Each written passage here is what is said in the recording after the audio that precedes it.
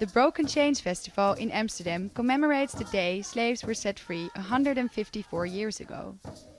45,000 were set free in the former Dutch colony Suriname. Many descendants of slaves from the South American country now live in the Netherlands. Details of their history have long been hidden away in an archive in Suriname's capital, Paramaribo.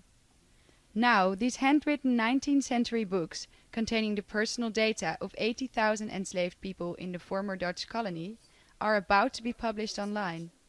Anke de Vogel has been searching for her roots in archives.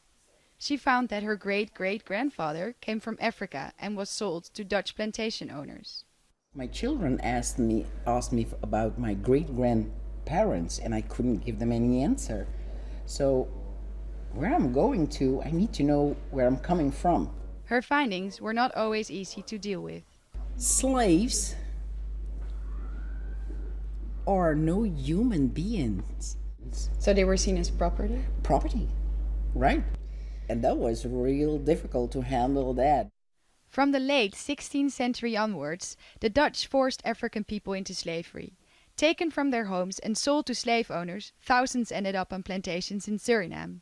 Following abolition and independence, many descendants of the Dutch colony came to live in the Netherlands. I think it's an important database, of course, for people who are descendants of people in slavery. And you have to imagine in the Netherlands, more than 400,000 people are direct descendants of enslaved persons or slave owners. But it's also important for our society. What most people don't realize is how much wealth slavery brought to the Netherlands. Amsterdam thrived on products coming from slave labor on plantations like cotton, cacao and tobacco. And you can still find traces of this past, symbols that people pass by every day. For some descendants, the end of slavery is a day to celebrate freedom. Still, the lack of a government apology is hard to accept. When it comes to slavery, I hope that all the other Amsterdammers connect with me and my heart and want to know the pain.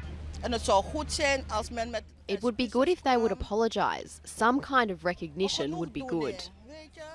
For Anke de Vogel, being able to confirm her family roots has brought her peace. That's good. She hopes that opening up the archives will shed more light on this dark chapter in history. Fleur, Launspach, Jazeera, Amsterdam.